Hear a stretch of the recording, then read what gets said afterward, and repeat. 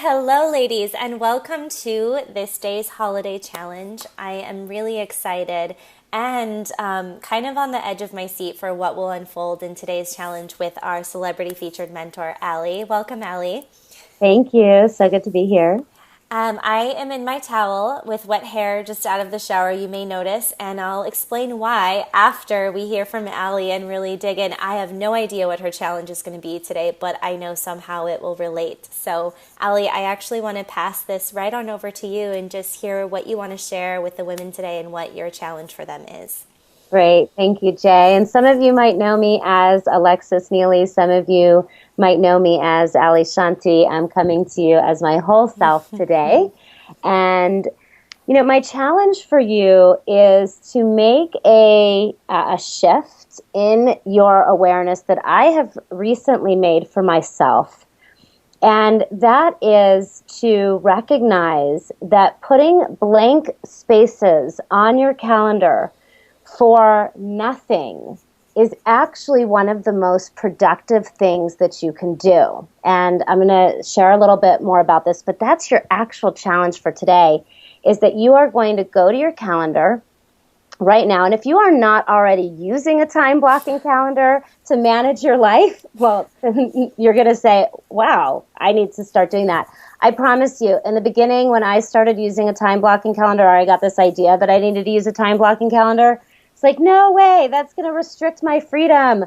I don't want to have all this stuff on my calendar. But the truth is that creating a time blocking calendar has created more freedom for me than I can possibly tell you. And now, if it's not on my calendar, it does not happen, period. So everything goes on my calendar.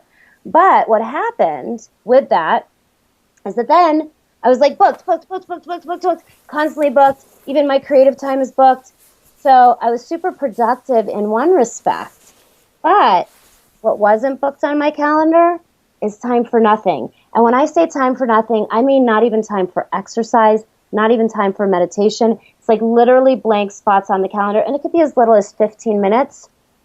And then what you're going to do during this 15-minute, 10-minute, even 5-minute blank spot on your calendar is literally nothing. And I mean not checking Facebook, not reading your email, not even reading a book. What I'm noticing for myself that I need more than anything that truly makes me more productive and, be able to get through the most challenging times, including the holidays, is to hold myself.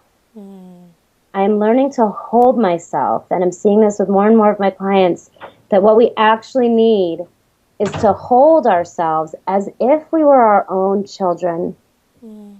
So many of us did not get this holding when we were little, and we have to give it to ourselves now. It's like a reparenting process. And so this holding, this just time to just love yourself and let yourself know, all is well. It's really okay. It really can only happen in these moments that you have nothing on your calendar. And so from one of the busiest women in the world, I homeschool my daughter now. She's 16. I have a son. I have 2 businesses, relationships. And I can tell you that the most productive, nourishing challenge that you can give yourself is those blocks of nothing on your calendar. Allie, I'm getting really emotional hearing you. So I knew that something would come through today. I had just a very strange moment before this. I looked at my calendar and I was like, holy shit, the call with Allie to film the video is in half an hour. I thought it was at 3 p.m., let's say. Yeah. And I was like, oh my God, I'm not dressed or ready. I need to go take a shower. I have to put my makeup on and do my hair. Thousands of women are going to see this video. Let me go get ready. And I was in the shower, and I have a really full calendar. I do add in spaciousness. Wednesdays and Fridays, I leave unblocked because I need that time like you. And then I wanted a spontaneous trip, which I feel, so in order to make up for that trip, I've had to add in a lot more things this week. And I was in the shower And I just felt like, oh, I really wish I could just stay. And I started holding myself in the shower like this and just feeling the water on the back of my neck. And I was like, I really just desire a long shower right now, but I don't have time. I have to jump in and jump out and get ready. And then I just heard, like, what if you just took the spaciousness, and what if you don't need to be perfect and do your hair and your makeup, and you could have an extra 30 minutes to just hold yourself and be in the shower. And so I was like, this is nuts. Allie's going to think I'm crazy. I'm going to regret this when the video comes out. And then I was like, you know what? No, something is happening right now, so I'm just going to honor it. And so I feel really emotional about that, because it really was the space that I needed today, in a space where I wouldn't have thought that I was allowed to take that time there. Yes. Giving yourself permission, knowing what you need and giving yourself the permission for it really is the key to what I call bending time. Mm-hmm. You know, one of my clients posted something recently to me on Facebook. She said, "Thank you for helping me make the time for my creativity." I said, "I didn't help you make that time. It was already there. I just helped you to see that it was already there." And so often we are making poor choices around our non-renewable assets. Mm-hmm. What are our non-renewable assets? Time and energy. Once they're given, we can't get them back, and we're making those poor choices, in many cases, at least for me, for a long time, because I had money dysmorphia. And so I would, look at my bank account and think, oh, I don't have the time because I got to make the money. When in fact, I just didn't see that I, in fact, had plenty of money or access to plenty of money. And so I'd make these compromised choices around time and energy. And then money is infinite. You can always get more money. But time and energy, you can't get it back. Mm-hmm. And so I'm so glad that you stayed in the shower, that you took the time for yourself, that truly you did have. And look how beautiful you are. I know everybody loves you even more now for seeing the real you, the raw, real, out of the shower, hair wet, and in your towel, Jay. Because we love you so much, and we want that for you. Thank you, Allie. And I want that for you and for these women who I know are at the beginning stages of understanding what receiving even means, and the intricacy of starting to use that word, and also to look at what we need in our life and reevaluate what we think we need and really ask for what we need. And I think what you're bringing today is such a beautiful gift for them to lean into both sides of that.